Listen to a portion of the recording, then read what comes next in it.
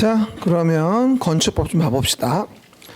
건축법은 이제 우리가 앞에서 설명했다시피 도시관리계획의 내용에 들어가지 않는 법이에요, 이제부터. 그래서 오늘은 건축법 배우고 다음 주는 이제 주택농지 배우면서 마무리 질 거예요. 그래서 다음 주는 마무리 주라 끝나고 나서 그 7번째 일일학습을 봐야 돼요. 다음 주는 바로 그냥, 그렇죠? 그러니까 우리가 다음 주는 일일학습 2개 본다고 이해하시면 돼요. 마지막 주라 시작할 때 1시간 보고 수업 2시간 한 다음에 간단하게 한 20분 정도 그날 배운 거 마무리 짓고 7장 마무리 할 거예요. 그렇죠? 그리고 1월부터는 그날 수업 끝나고 나서 할 거예요. 그렇죠? 그래야지만이 우리가 시간을 세이브할 수 있으니까 그렇게 좀 이해하시면 좋겠습니다. 이 건축법에 대한 부분이 나오는데요. 건축법은 이제 앞에 설명한 바와 같이 우리가 7문제가 나온다라고 설명을 드려요.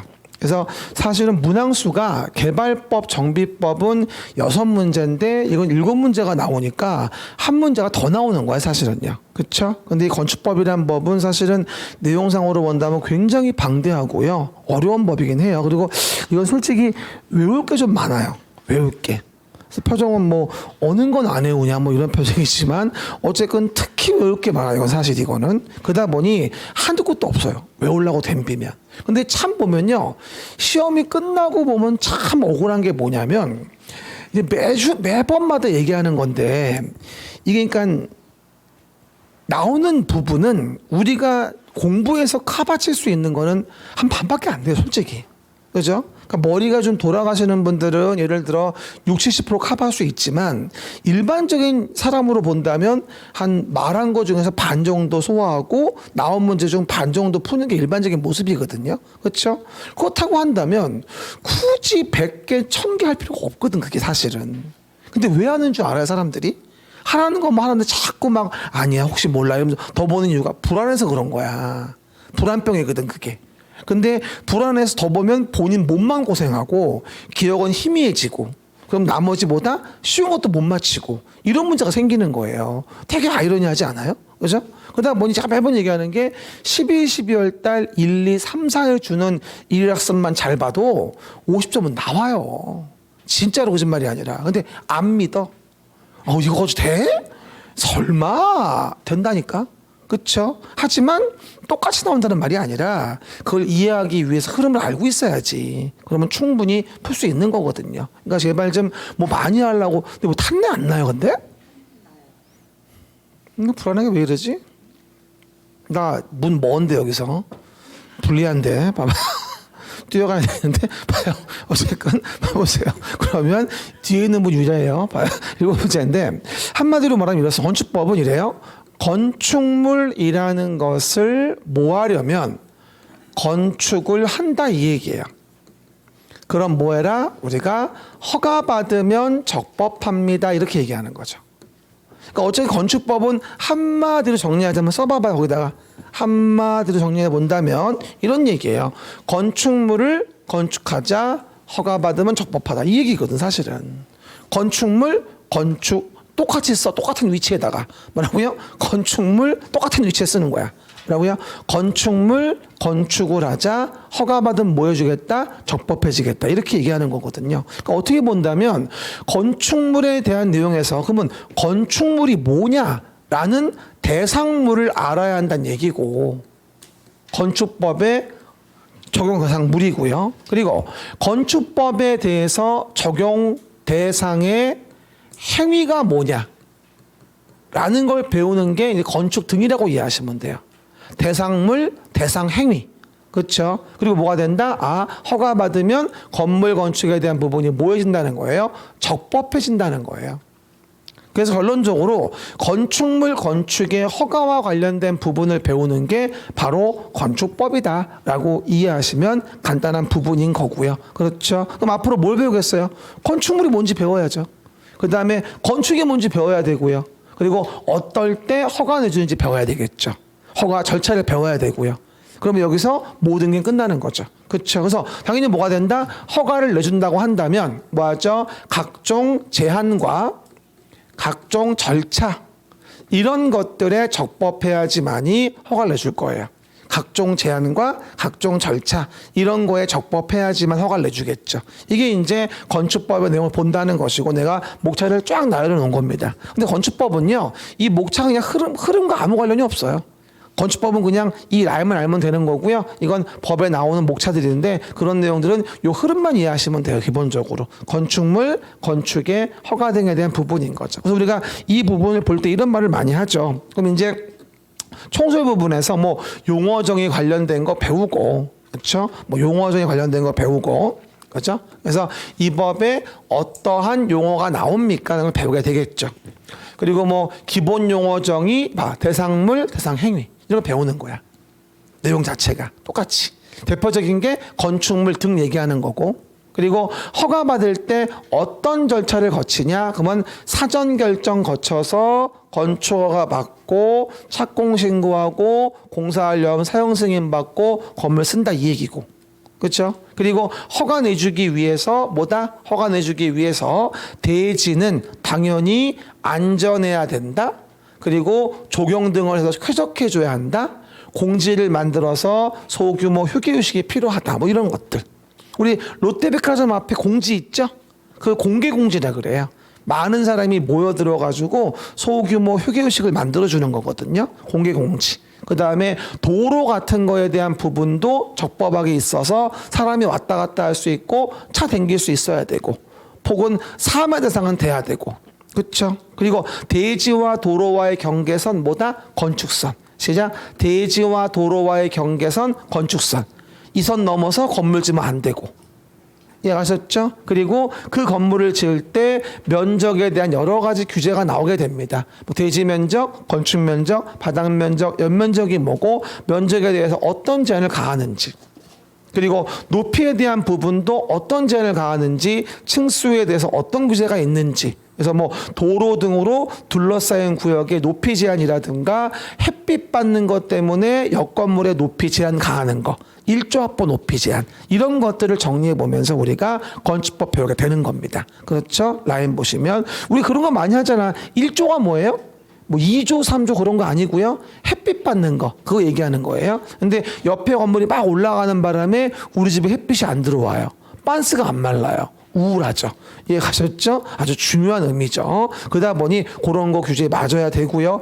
옛날에 이거 1조 합보 높이 제한 때문에 옛날에 그 가락동에 헬리오시티 지을 때 한참 말이 많았었어요. 그래서 주변 아파트들이 1조 가린다 그래가지고 결국은 한 동의 일부를 3호 라인을 위에 앉았던 걸로 내 기억이 나요. 1, 2, 3호 라인 중에 3호 라인에 15층 위에 앉았던가 그랬던 것 같아요. 조합원들의 분담금이 좀 올라갔겠죠. 그 정도로 1조에 대한 가치는 요즘에 사소하게 볼 내용이 아니에요. 과거하고는 달라요. 알겠습니까? 1조 신경 많이 써줘야 되는 부분인 겁니다. 그 얘기들. 그리고 이렇게 해서 법을 위반했어요. 그럼 가만 안 두겠죠. 그러면 반복해서 이행 강제금을 부과해요.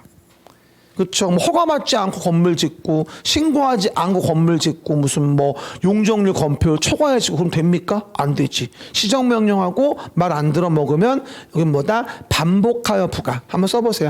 반복 부과하는 게 목적이에요. 반복 부과. 나중에 볼 텐데 1년에 2회 이내 반복 부과해요. 그리고 위에 나와 있는 이런 건축 제한 등에 대한 부분에 특례가 인정되는 부분이 바로 두 가지예요. 건축 제한 특례. 그렇죠? 뭐 완화 같은 걸 한다고 이해하시면 돼요. 건축 제한 특례를 완화한다. 특별 건축구역과 건축 협정한 동네에 대해서는. 그렇죠? 맞아. 건축 제한 등의 뭐다? 특례 규정으로서 완화하는 규정을 두고 있다. 이게 바로 뭐다? 특별 건축구역, 건축협정 관련 걸 보게 되는 부분인 거죠. 그렇죠? 일단 처음에는 좀 의미만 좀 이해하시면 될 것 같아요. 뭘 배우는 건지. 그래서 앞으로 우리가 이런 식으로 건축법에 대한 내용을 하나하나 정리해 본다고 이해하시면 돼요. 그냥 개별 사실대 나열이고요. 간단히 말하면 이 얘기라고요. 뭐라고요? 건축물을 건축하자 허가받으면 적법해지겠다. 이걸 배우는 게 이 법의 주요 라인이라고 이해하시면 돼요. 항상 얘기하듯이 공부 잘하시는 분 또는 어떤 책을 읽을 줄 아시는 분들은 목차 먼저 봐요. 그리고 뭘 보는지 뭘 하는지 알 수 있는 거죠. 그렇죠? 우리 학교 다닐 때 보면 왜 대학 다닐 때 뭐 보고선 써머리 오라고 하잖아. 기본적으로. 잘하는 애들은 1시간이면 끝나. 근데 안 들어가는 애들은 뭐다? 하루 종일 봐야 되는 거지. 책을 많이 읽어보면 어디를 읽어봐야 되는지 알거든. 그렇죠? 그래서 목차 보고 포인트 잡아서 탁탁탁 가서 쓰면 그만이거든. 그렇죠? 근데 그거를 다 읽어보고 하려면 뒤지는 거지. 힘들어서 점수도 안 나오고 말이야. 아, 속 터져. 뭐라고요? 그래서 건축법에 대한 부분 7문제 보시면 되겠습니다. 그 얘기들요. 아, 근데 우리 딸 때문에 큰일이에요. 요즘에 그 산수를 배우는데 그 나누기가 안 돼요.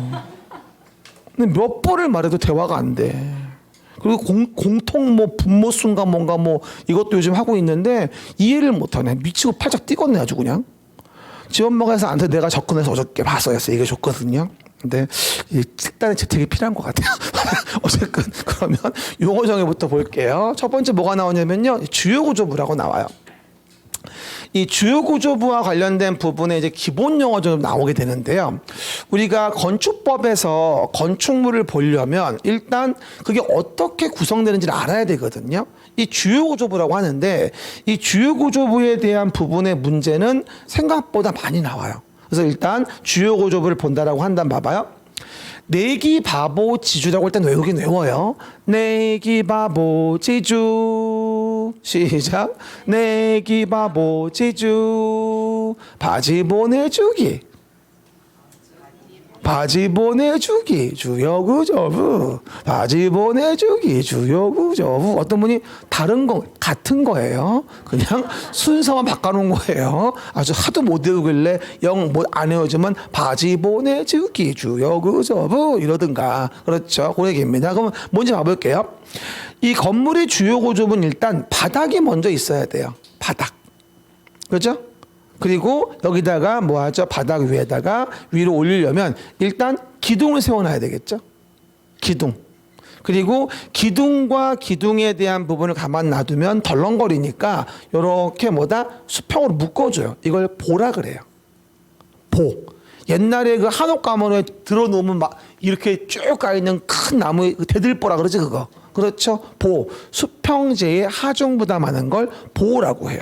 보통 수직지 하중부담은 기둥, 수평제 하중부담은 뭐다? 보. 이렇게 이해하시면 돼요. 간단히. 근데 문제는 기둥만 가지고는 이게 안정적으로 건물의 하중을 부담할 수 없으니까 뭘 하냐면 우리가요. 여기다가 벽을 쌓는데 이런 식으로 건물의 하중을 같이 부담하는 내력벽을 쌓아요.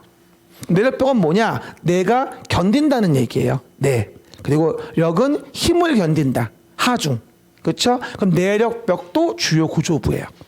단순한 칸막이벽, 경계벽은 주요 구조부가 아닙니다. 그래서 우리 가끔 가다가 왜 건축물 용도 변경하면서 구조 바꿀 때 이거 내력벽이라 못 철거 이런 말 들어봤죠? 그렇죠? 철거하면 건물이 무너지거든. 하중에 문제가 생기니까. 그래서 단순한 경계벽은 주요 구조부가 아니지만 내력벽은 기둥과 함께 주요 구조부가 되어집니다. 그리고 앞으로 요 내자가 나오면 견딘다고 이해하시면 돼요. 견딘다, 버틴다. 만약에 뭐 내진 구조, 그러면 지진에 잘 견디는 구조. 내화 구조, 불에 잘 견디는 구조. 내화 설비, 불에 잘 견디는 설비. 이런 얘기인 거예요. 내는 견딘다, 버틴다, 뭐 이런 얘기 하는 거예요. 뭐 감내한다는 말도 있잖아, 우리가 왜 일반적으로.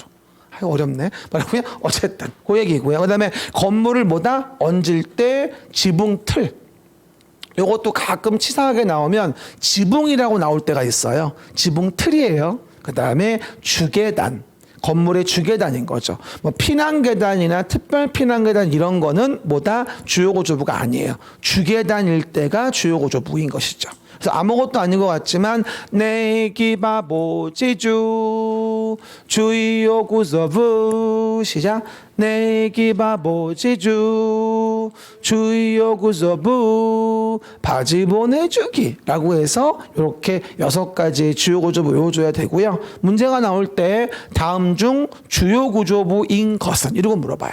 그렇죠? 근데 주요 구조부 나올 때 많이 물어보는 게 뭐냐면 이거 많이 물어봐요. 사익 기둥이다. 무슨 뭐 최하층 바닥이다. 작은 보다. 차양이다. 5개 계단이다. 이런 식으로 내기 바보 지주에다가 단어 글자만 첨삭이 됐다면 그것도 주요 구조부인가? 아니에요. 원래 내기 바버지주 그대로 나와야지 단어나 글자가 첨삭되어주면 주요 구조부가 아닙니다. 그럼 물어볼게요. 다음 중 주요 구조부인 것은 1번 사익기둥, 2번 최하층 바닥, 3번 작은 복, 4번 옥외 계단, 5번 지붕틀. 쉬운 것 같지만 되게 어려워요. 생각보다. 요즘 그리고 박스에 쳐넣고 모두 고르시오. 이렇게 많이 물어봐요. 그러니까 우리가 우습게 보지 말고 잘 정리해 줘야 됩니다. 주요 구조부가 바로 건축법의 기본 틀이에요. 이걸 알아줘야지 조문을 이해할 수가 있어요. 이제 됐죠? 그러면 이제 주요 구조부 내용 봤고요. 지하층과 관련된 부분이 있는데 이 지하층 부분은 뭐 언제 나와도 뭐 이상하지 않을 만큼 잘 나오는 부분이에요. 특히나 굉장히 빈출 부분이죠. 지하층의 정의가 뭔지에 대해서는요. 일단 지하층의 정의를 한마디로 말하면 이럽니다. 방의 바닥이 지표면 아래에 있습니다. 이게 지표면이에요. 지표면. 방의 바닥이 지표면의 아래에 있다. 시작. 방의 바닥이 지표면의 아래에 있는 겁니다. 요번에 그 9월 달인가 9월 첫 주인가 8월 첫 주인가 그때 왜 비 엄청나게 와가지고서 왜 강남 또 침수되고 쌩 난리 났잖아. 그때 한번. 그죠? 나 그날 안산 수업이었는데 갔다 오던데 길이 안 보이는 거야. 밤에 끝나고 나오는데. 그리고 나오는데 내가 자주 댕기는 길이라 온 거지 처음 가는 길이었으면 못 왔을 거야. 차가 반이 잠겨. 집 앞에 와서도. 와, 이거 끝났구나. 근데 다행히 지나왔어. 뉴스 봤더니 난리가 났더만 보니까. 뭐 강남에 침수되고 뭐고 와, 대박이야, 진짜. 어쨌든, 그러다 보니까 지하층에 대한 관심이 되게 많아지고 있거든요. 그러다 보니 지하층은 뭘 지하층이라고 하냐. 방의 바닥으로부터 지표면까지의 높이가 지금 어떻게 돼 있죠? 좌우가 달라요. 다르죠. 그러면 방의 바닥으로부터 지표면까지 높이 다르니까 여기를 뭐 내냐면 우리가 평균을 구해요. 이거를. 평균 높이. 그렇죠? 평균 높이가 무엇에? 봐봐요. 층 높이는 여기부터 윗면부터 여기 윗면. 이걸 층 높이라 그래요. 방의 바닥 구조체 윗면부터 위층 윗면까지 몰아본다. 층 높이라 부르거든요. 그러면 요 평균 높이가 층 높이의 2분의 1 이상이 된다면 우린 이걸 지하층이라고 해요. 그렇죠? 표정등은 그게 뭔 소리냐? 봐봐요. 만약에 요 높이하고 바닥으로부터 지표까지 평균 높이가 2m였는데 층 높이가 뭐였다? 예를 들어서 4m였어요. 그럼 지하층이 되는 거죠. 평균 높이가 층 높이에 뭐니까 2분의 1 이상인 거니까. 그렇죠? 그 얘기들. 그래서 보시는 바와 같이 한 번 더 얘기하면 지하층의 의미에 대한 부분은 방의 바닥으로부터 어디까지? 지표면까지의 높이. 좌우가 달라 대지가 기울어져서 그러면 평균 높이를 구해주고 그 평균 높이가 무엇에? 요 층 높이의 2분의 1 이상이 된다면 지하층이구나. 그럼 이게 평균 높이가 2m고 평균 높이가 4m면 평균 높이가 2m 이상 됐잖아. 그럼 지하층이 되겠지. 그렇죠? 그래서 의미 정도 이해해 주시면 됩니다. 그래서 층 높이 의미는 뭐고? 윗면에서 윗면 얘기하는 거고.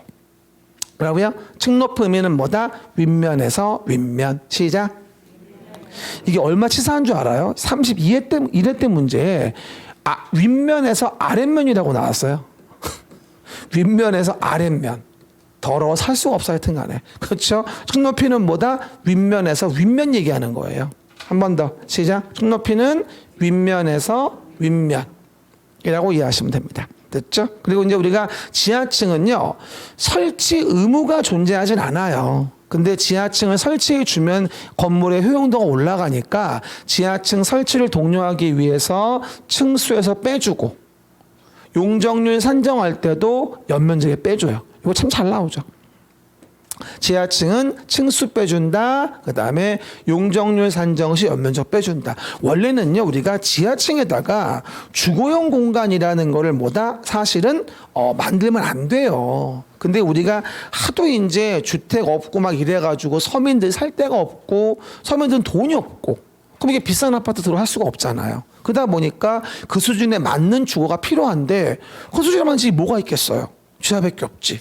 그러다 보니 서울시가 조례로 일정하게 지하층에 주택 짓는 거를 허용했었단 말이죠. 허용하면서 이번에 사태가 벌어진 거야. 그 물이 3분의 1만 차도 문이 안 열린대요. 요번에 그 사고 날 때 보니까.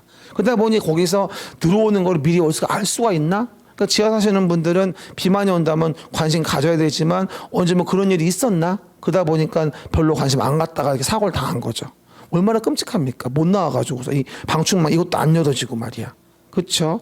내가 봤을 때는 근데 서울시는 그 지하의 주택을 이제 뭐 아예 못 짓는 걸로 조례안을 바꾼다고 얘기를 했는데 그거는 구대기 무섭다고 장을 못 담그는 거 같은 거 아니겠어요?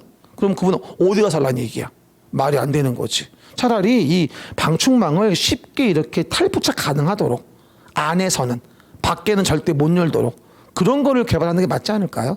따지고 본다면. 다만 그리고 절반 넘게 지하로 가면 안 된다는 거 정도만 좀 지킨다든가 이렇게 해서 해야 맞는 것이지 뭐 무조건 한다고 하는 건 안 맞는 것 같아 아무리 봐도. 어쨌든 내가 뭐 서울시 의원도 아니고 어쨌든 간에 그렇다고 내 생각은 어쨌든 그래서 지하층은 뭐다? 층수에서 제외되어지고 용적률 산정 시 연면적은 제외한다는 부분이 지하층의 특례 부분인 겁니다. 4번 나중에 얘기하고요. 됐습니다.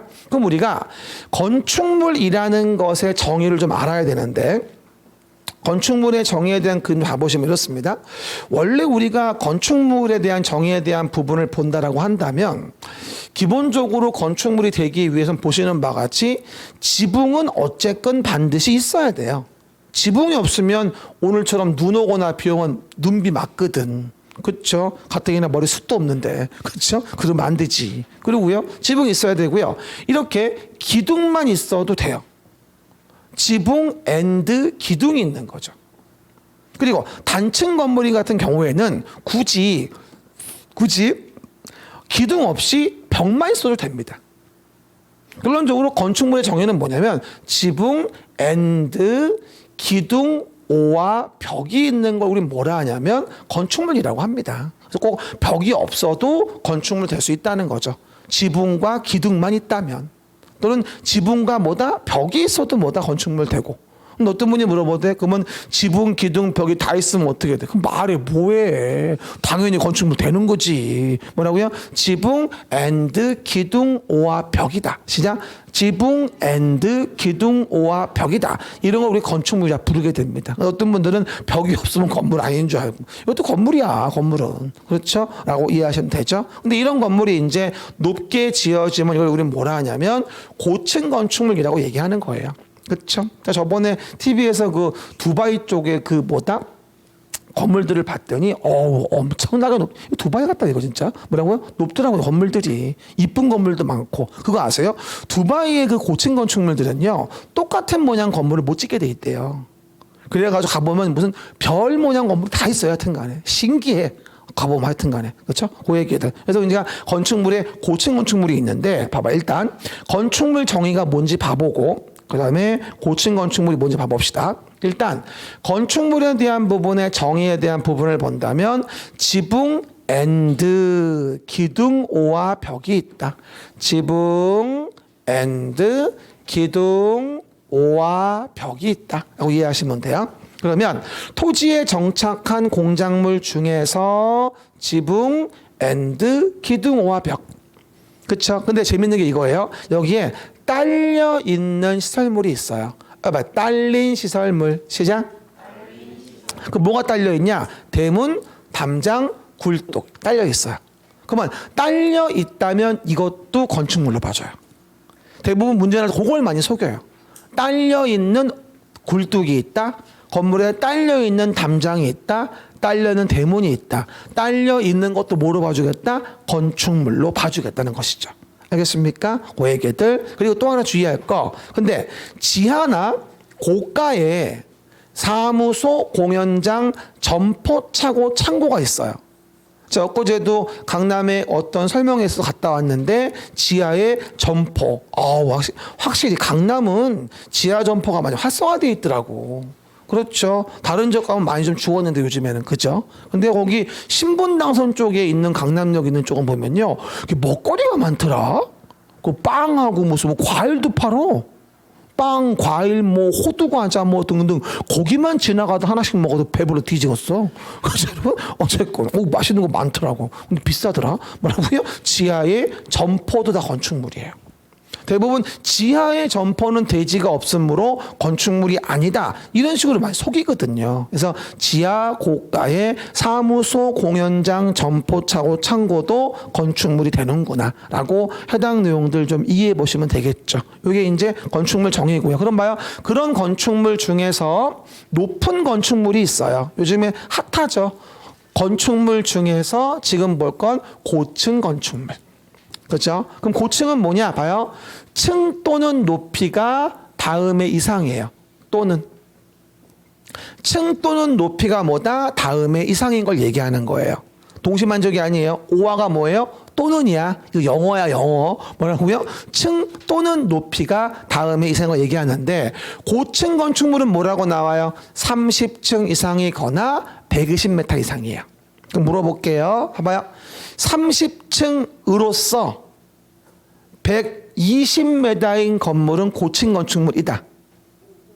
왜? 둘 중에 하나 맞으면 되니까. 이해가셨죠? 29층으로서 120m인 건 고층 건축물이다. 오, 에고 누구야? 에고. 뭐라고요? 그래서 보시면 맞는 지문입니다. 그런데 이 고층 중에서도 다시 고층 중에서도 아주 높은 거 있지? 이걸 초고층이라 그래요. 고층 중에서도. 그러면 고층이란 바구니 안에 초고층과 나머지 준초고층이 있습니다라고 이해하시면 돼요. 고층이라는 뭐다? 큰 바구니 안에 뭐하죠? 초고층과 준초고층이 있다고. 초고층은 뭐라고? 50층 이상이라거나 200m 이상. 필수암기예요, 이거는. 처음부터 외워줘야 돼. 그리고 고층 중에서 초고층을 제외한 나머지를 뭐라 부른다? 준초고층이라고 부른다고 이해하시면 돼요. 고층이 더 넓은 바구니라고 이해하시면 돼요. 그 안에 초고층과 준초고층이 있다. 뭐 이렇게 이해하시면 되겠죠. 알겠습니까? 대한민국에 뭐 문득 떠오르는 초고층이라고 한다면 일단 제2롯데월드 123층. 그렇죠? 죽순 모양이잖아, 그게. 난 처음에 지나가다가 봤을 때 외곽순환도로에서 송파처럼 잘 보이거든. 성남 때부터 보이는데 난 그걸 보고 처음에는 립스틱 모양 같아서 느낌이 내가. 립스틱 모양. 립스틱인가? 그러다가 색깔이 저러길래 그러면 죽순인가? 이랬거든. 내 말이 맞더라고. 야, 죽순을 형성한 거래 그게. 그리고 우리 어렸을 때부터 초고층의 대명사 영등포구에 있는 63빌딩. 그쵸? 그 저금통도 있었죠 그거. 그거 알죠? 어쨌건. 그리고 이런 초고층 건축물이 가장 많은 데가 부산이에요. 부산 해운대구 일대. 완전 병풍이죠, 거기. 주상복합부터 해가지고선. 그렇죠? 그래가지고 많고요. 그리고 인천 송도에 많아요. 서울은 그닥 많지가 않아, 사실은. 그런 데에 비하면.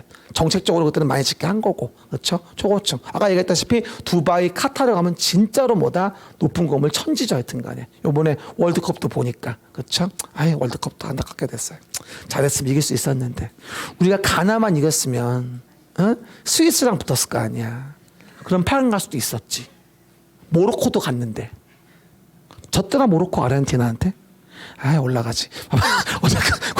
이게 뭐다? 고층 건축물에 대한 부분이에요. 결승은 프랑스하고 아르헨티나가 하는 것 같아요. 메시가 이제 월드컵 컵을 따오냐가 이제 관건이겠죠. 평생 꿈이라고 하는데 이루어지길 바랍니다. 음바페는 아직 어리잖아. 다음 해도 되잖아. 그렇죠? 그 얘기들 보시면 되고. 난 아르헨티나 응원해야지. 어쨌건 이 얘기들 그럼 보시는 바와 같이. 나라도 어려운데. 어쨌든 그 얘기. 그리고 밑에 보시면 내용 나중에 넘어갑시다. 그럼 건축이 나옵니다. 말해 건축. 봐보세요. 이 건축의 정의는 굉장히 중요합니다. 앞에서 제가 설명을 드렸는데 일단 건축의 정의를 좀 아셔야 돼요. 적용 대상 행위죠. 아까 얘기했죠. 건축물이라는 것을 건축하자. 그러면 대상 행위로 대표적인 게 건축이다.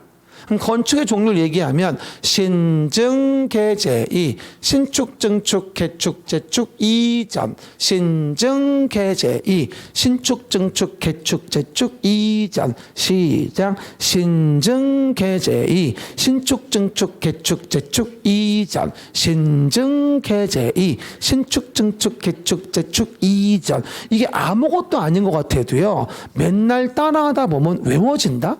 그래서 신축, 증축, 개축, 재축, 이전. 이게 발음이 안 되는 게 문제인데, 그렇죠? 건축의 5종 세트예요. 신축, 증축, 개축, 재축, 이전. 신증, 개제이, 신축, 증축, 개축, 재축, 이전입니다. 그럼 봐요. 여기서 신축과 증축이 세팅입니다. 그 다음에 개축과 재축이 세팅이에요. 됐죠? 그럼 봐봐요. 신축은 뭐냐면 건축물이 없는 대지라는 말이 키워드예요. 없는 대지. 증축은 건축물이 있는 대지란 말이 키워드가 되어지겠죠. 됐죠? 그럼 봐요. 건축물이 아무것도 없는 대지에서 새로 건물을 졌네요. 이게 신축이에요. 당연히. 건축물이 아무것도 없는 나대지에다 건물 진 거야. 그럼 뭐야? 신축이지 그게. 근데 문제는 되게 잘 나와요. 뭐가 나오냐면 이거죠. 부속 건축물이 있었으면 어떻게 할 거냐. 이것도 신축으로 봐줘요. 부속 건축물은 주된 건물이 아니기 때문에 부속 건축물이 있는 데다가 새로 건물을 졌다면 그것도 신축으로 보는 거예요. 이해 가셨죠? 뭐라고요? 부속 들어봐요. 부속 건축물 10제곱미터가 있었다. 거기에 건물을 지었다. 그러면 증축이다. X. 이건 신축이에요. 부속 건축물만 있는 대지를 포함해서 건축물이 없는 대지라고 보는 거죠. 알겠습니까? 그 얘기들. 그 다음에 증축에 대한 부분은 기존의 건물이 이렇게 있었는데 거기다가 뭐다? 이렇게 올려짓고 넓혀지면서 이런 식으로 올려짓고 넓혀지면서 건축 면적, 연면적, 층수, 높이 뭐라도 늘리는 걸 우린 증축이라고 그래요. 그러니까 기존의 건물에 대한 부분이 이래 있었는데 기존의 건축물이 있는 거에다가 올려짓고 넓혀지면서 면적, 층수, 높이라는 걸 뭐라도 늘리는 거죠. 그걸 뭐라고 한다? 우리가 증축이라고 하는 겁니다. 어쨌든 면적, 층수, 높이가 늘면 뭐라도 동시에 는단 말은 아니야. 뭐라도 늘면 증축이야. 만약에 뭐 면적의 증가 없이 높이만 올라간다? 그래도 뭐일 수 있는 거야? 증축일 수 있는 거지 우리가. 그렇죠. 무슨 뭐 건물에 너무 낮아서 높이만 올린다. 증축이야. 면적 안 늘었다고 하더라도. 그렇죠. 우리 옛날 집들 보면은 왜 지붕이 낮잖아. 답답하고. 그러면 지붕만 올릴 수도 있단 말이지. 그것도 증축이야. 따지고 본다. 높이가 올라간 거니까. 그렇죠. 늘어온다. 메리 크리스마스인데? 그 정도 보시면 되고요. 크리스마스 날 같은데. 그 눈썰매 타러 가면 재밌는데. 어쨌든 봅니다. 계제축이에요. 계제축은 뭐냐면, 면적이 늘지 않는다는 게 주요 포인트예요. 봐요. 포인트. 종전과 같은 범위. 이게 포인트야.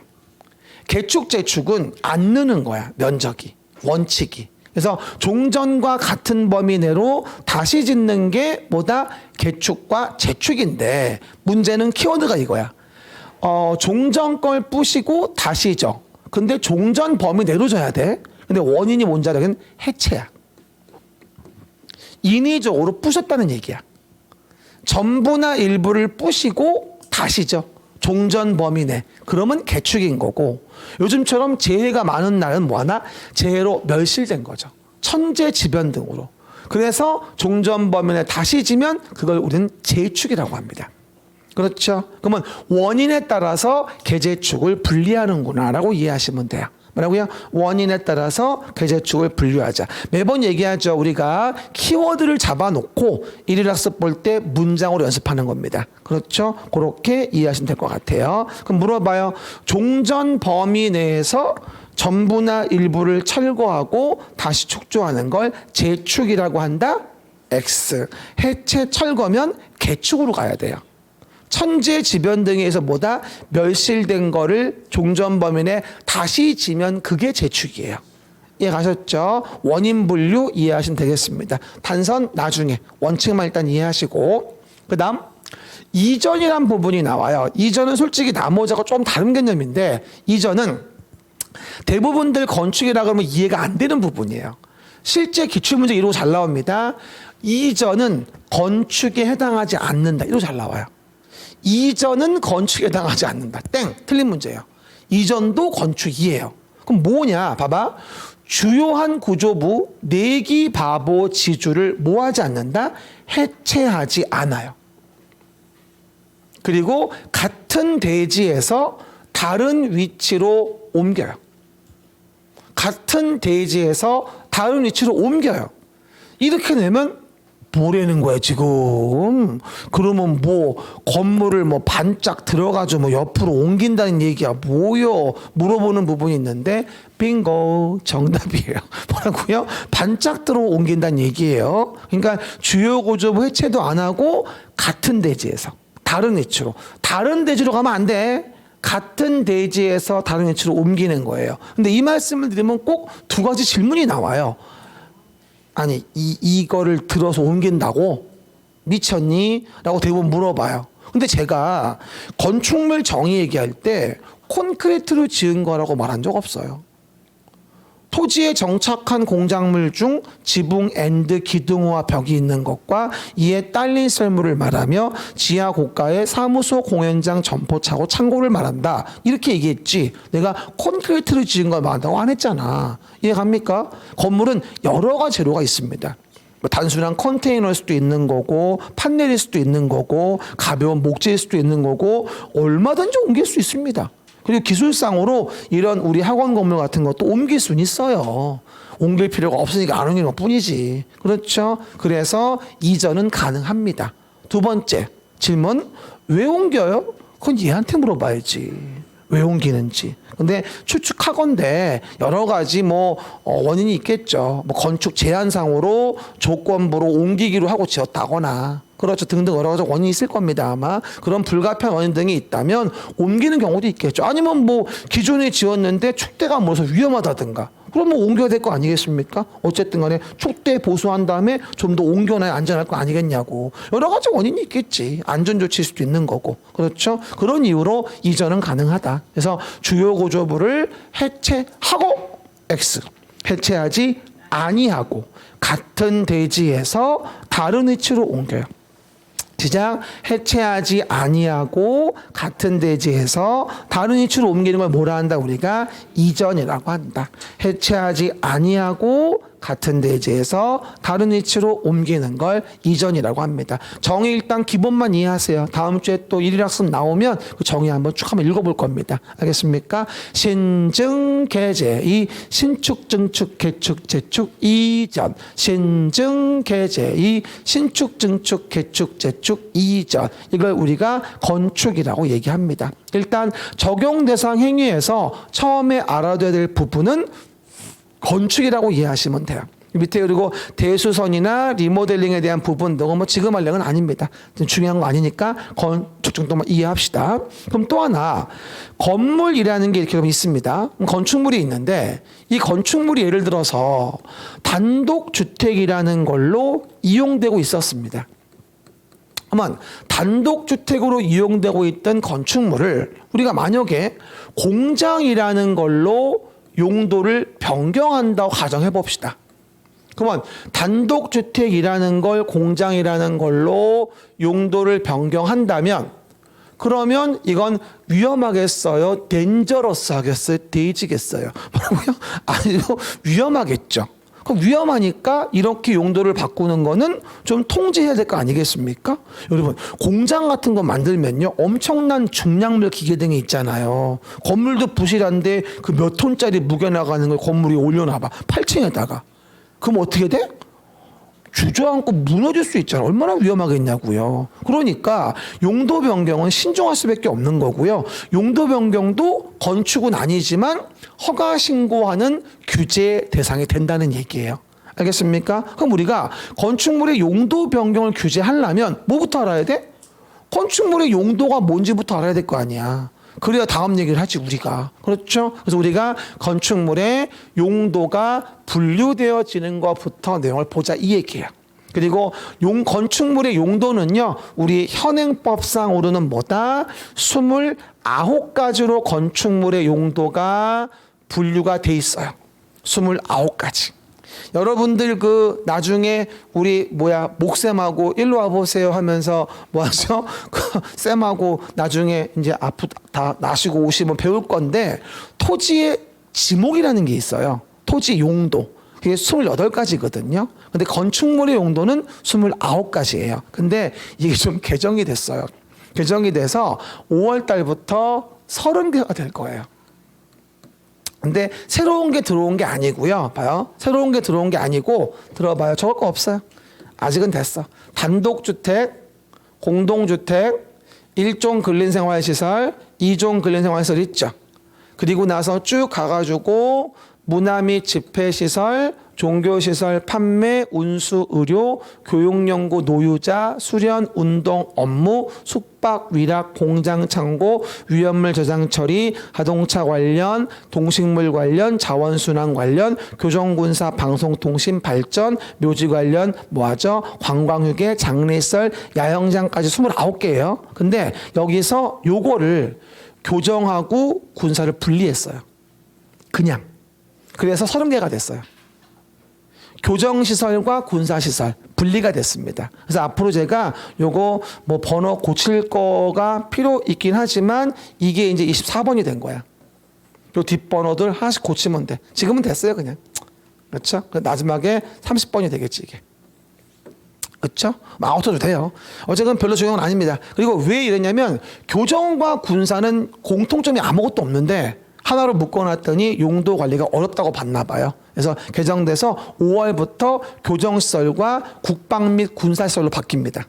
교정시설 따로 있고 국방 및 군사시설이 분리가 되어집니다. 이해가셨죠? 그렇게만 이해하시면 돼요. 아니면 아래다가 당구장 하시고 교정 및 군사시설은 뭐가 되죠? 뭘로? 교정시설 이라는 것과 국방 및 군사시설 이라는 걸로 구분되는구나 라고만 써놓든가. 그러고요. 교정 및 뭐다? 군사시설은 교정시설. 그렇죠? 요게 이제 23번째가 되어지는 부분인 거고, 24번째가 뭐가 된다? 이제 국방 군사시설 되어지는 겁니다. 하위 번호 바꾸면 되는 거고. 그래서 30개로 바뀌었어요, 요게. 우리는 내년 10월 28일자 보는 거니까 바뀐 걸로 가야 될 겁니다, 아마. 그렇죠? 그렇게 이해해 보시면 되겠습니다. 다만 내용에서 보시면 봐봐요. 일단 우리가 지금 알아야 할 건 뭐냐면 단독주택 종류와 공동주택 종류, 1, 2종 근생이 뭔지 4가지만 일단 아시면 돼요. 건물의 종류 중 제일 중요한 게 4가지고 우리 주변의 시설 중 거의 대부분 다 이거예요. 단독주택, 공동주택, 1, 2종 근린생활시설. 이걸 모르면 법을 이해할 수가 없어요. 일단 단독주택의 종류는요. 봐봐. 다가공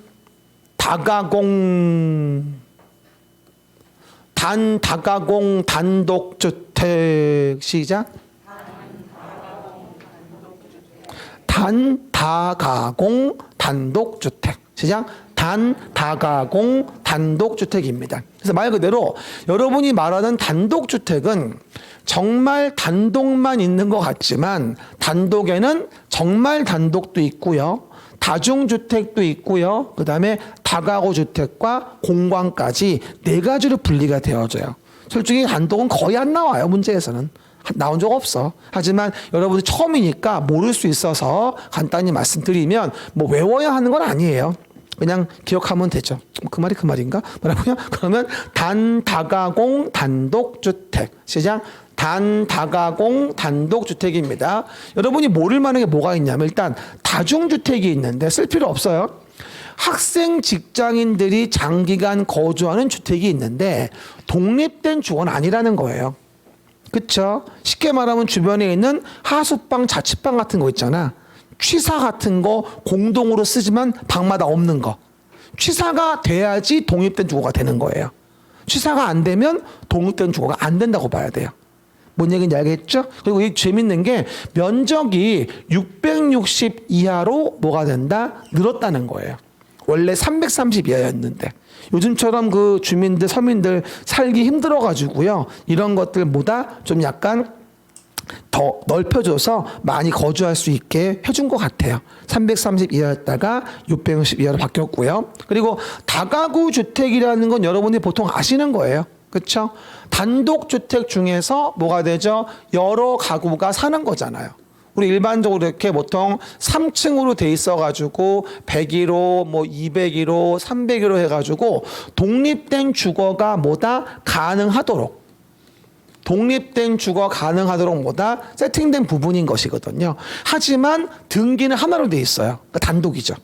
구분 소유되는 게 아니라는 거죠. 그렇죠. 이런 경우 또 뭐가 돼 있죠? 1층 부분에 보통 필로티 구도 돼 있어가지고 주차장 같은 거 만들어져 있고 돼 있거든요. 이 대부분들 다가구 주택이 이런 것들이 따지고 본다면 이건 단독이야. 다세대가 아니에요.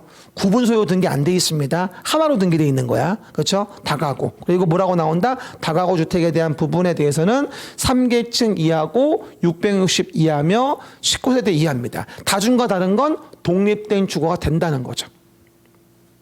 독립된 주거 되는 거야. 취사 다 가능하고. 그거 다가구라고 합니다. 그 다음에 공관은 뭐냐면 옛날로 본다면 청와대 같은 게 공관이었어요. 대통령 관저. 그렇죠? 그러니까 단독인데 공적 용도로 쓰이는 거죠. 뭐 서울대학교 총장 관저, 국무총리 공관 이런 거 있잖아요. 그런 게 다 공관이야 사실은요. 그래서 다가공 뭐라고? 두 팔 좀 들어봐요.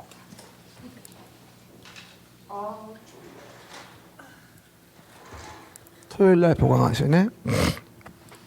했죠? 다가공, 단독주택. 이거 개론 시간도 배우죠? 꼭 기억 안 나면 안 배웠다고 하더라. 배울 텐데. 뭐라고요? 이건 개론에 많이 나오고 홍법에는 안 나옵니다. 그렇죠? 그 정도만 하고요. 공동주택 봅시다. 공동주택. 공동주택은 연세대 기숙사 공동주택. 시작. 연세대 기숙사 공동주택. 고대 나오신 분들 오해하지 마시고 말고요. 연세대 기숙사 공동주택이에요. 그래서 우리가 공동주택은 아파트, 연립, 다세대 기숙사. 연세대 기숙사입니다. 그렇죠, 여러분? 그 얘기들 봐요. 그럼 일단 아파트는 뭐냐면요. 주택으로 쓰이는 게 5계층 이상 된다. 이러면 아파트예요. 제가 국토계획법 볼 때 얘기했었죠. 뭐 일종 일반 주거의 아파트 안 된다. 일종 일반 주거는 4층 이하니까. 아파트는 5계층 이상이어야 하거든. 근데 이게 5층만 외우시면 안 돼요. 물어볼게요. 5계층 이상인 건축물은 아파트다. 5계층 이상인 건축물은 아파트다. 아니라니까. 그럼 우리 학원도 아파트야 그러면? 다시 얘기해요. 5계층 이상 건축물은 아파트다. 아니라고. 그러니까 포인트는 주택으로 쓰이는 이 말이 있는지를 봐야 되는 거야. 정말 치사하지만 잘 나온다니? 그렇죠. 그거 틀려봐. 잠이 하나 열받아가지고. 그렇죠. 그 얘기들. 그러면 5계층 이상인 거고 이거는 면적은 관계없어요. 그리고 다세대 연립에 대한 구분을 본다면 둘 다 4층 이하인 건 마찬가지예요. 근데 각 층의 바닥 면적 합계가 660을 초과했으면 연립이라고 하고 660 이하라고 한다면 이거를 우리가 다세대 주택이라고 합니다.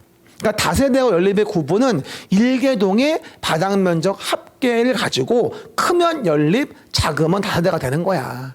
660 초과 연립, 660 이하 다세대. 다세대랑 다가구 그만 헷갈리고.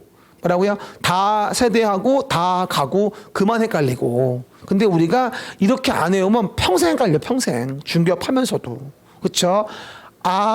연세대 세대 기숙사 공동주택. 다세대가 공동주택이구나. 시작. 연세대 기숙사 공동주택. 연세대 기숙사 공동주택. 시작.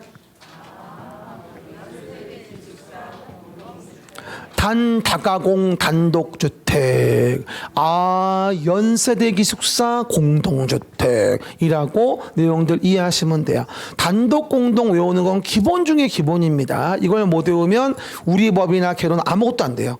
한꺼번에 기억하셔야 돼. 단독 공동. 근데 처음에 공부하실 때 가장 낯설은 게 뭐냐면 이거예요. 1종 근린생활시설, 2종 근린생활시설이죠. 뭐라고요? 1종 근린생활시설, 2종 근린생활시설입니다. 그럼 봐요. 처음에 공부할 때 이해가 안 되는 것 중에 이해 있는데 근린이 뭐냐면요. 가까울 근 인접할 린이에요. 그러니까 가깝고 인접한 곳의 생활시설. 그게 근린생활시설이에요. 그럼 떠올려봐요. 우리 주변에 있는 근린생활시설. 많이 가는 거. 동네 미용실도 있을 수 있고, 뭐 음식점도 있을 수도 있고, 그렇죠. 무슨 뭐 치과, 나 지금 치과 자주 갑니다. 그렇죠. 아우, 이빨이 쓰레기 하여튼 간에. 그렇죠. 또 임플란트 또 하래요. 먹는 것도 없는데 썩었대 또. 막 지근지근 아프길래 물어봤더니 저번에 얘기했나? 20년 전에 했던 이게 카바 씌워놓은 거 있잖아. 그건 다 썩었대 그 안에서. 그래가지고 뽑아야 된대. 네, 알아서 할게요. 그래서 일종 근린생활시설입니다. 다 결론적으로. 그렇죠? 그러다 보니까 우리가 근린생활시설이 이게 1종이냐 2종이냐를 구분하는 게 포인트인데요. 그럼 왜 구분하냐면 써봐봐.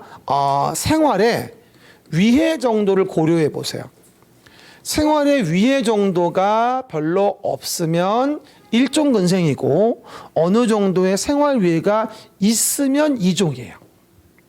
이걸 뭐 면적만으로 구분한다고 말하는 분들도 있는데 그건 아닌 것 같아요. 그렇죠? 생활 위해가 없다고 느껴지면 1종이고 어느 정도의 생활 위해가 있으면 2종이구나라고 봐도 무리가 없을 것 같아요. 그럼 제가 물어볼게요. 외우지 말고 들어봐요.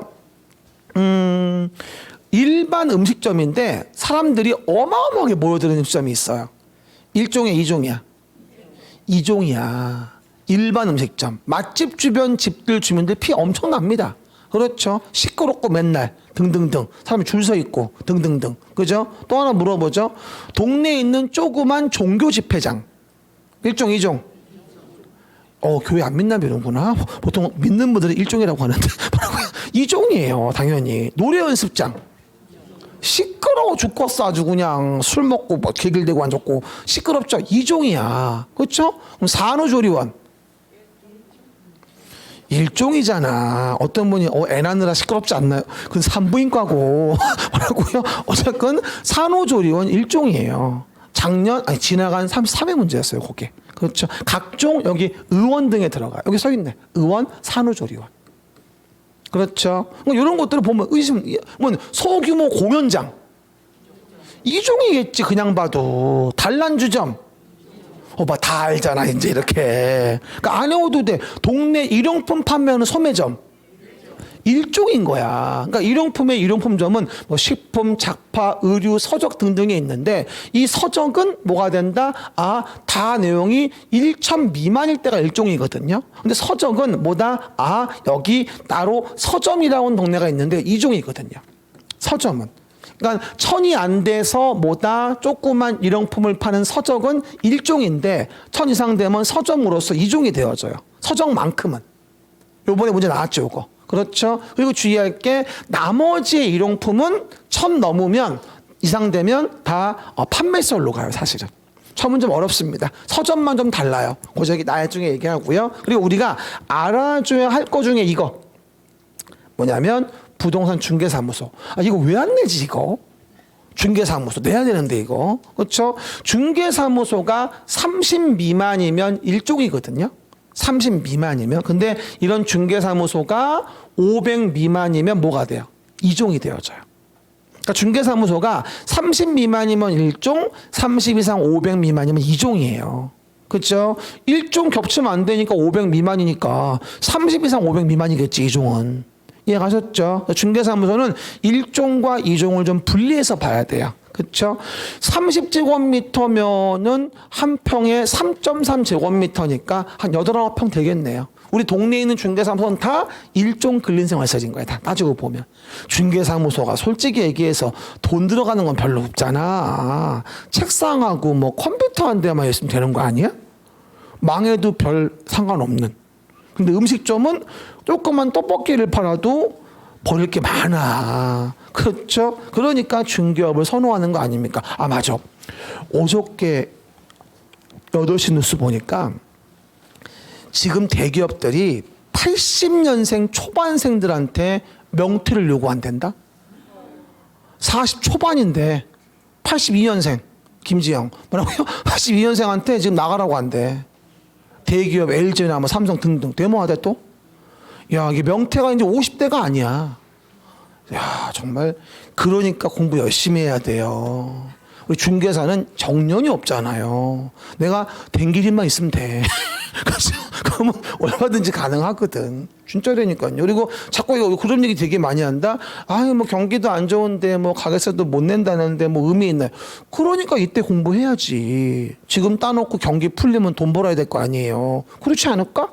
그렇죠? 여러분은 좋은 기회를 잡으신 거야. 좀 있으면 좋아질 거예요. 그렇죠? 기다려 보세요. 어쨌건 1종 근린생활시설과 2종 근린생활시설 다는 못 외워도 의미만 먼저 아시면 돼요. 근데 미안한데 나중에 다 외워야 돼요. 일단은 단독주택, 공동주택의 종류, 단다가공, 단독주택. 시작.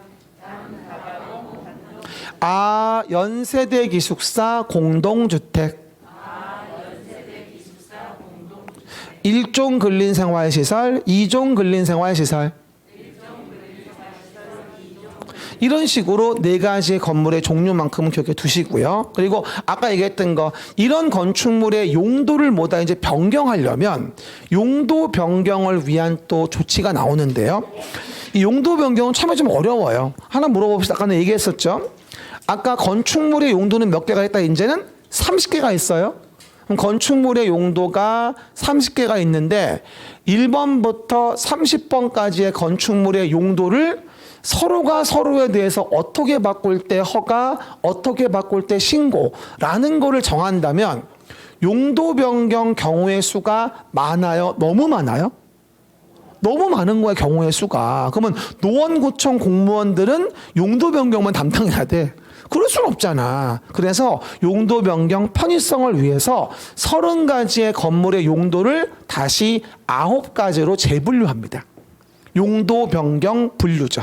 뭐라고요? 용도 변경에 대한 다시 9가지로 재분류를 해요. 30개를 왔다 갔다 하는 것보다 9개를 왔다 갔다 하는 게 좀 더 편하지 않겠습니까? 업무상으로. 그래서 9가지 재분류한 거예요. 이걸 용도 변경 군이라고 하고요. 이건 정말 많이 나와요. 그래서 나중에는 다 외워야 되는데 지금은 일단 순서 정도만 아시는 걸로 할게요. 일단 30개를 다시 9가지로 재분류하면 이렇게 봐요. 자산 전문 영역 건축 용도 변경 시작.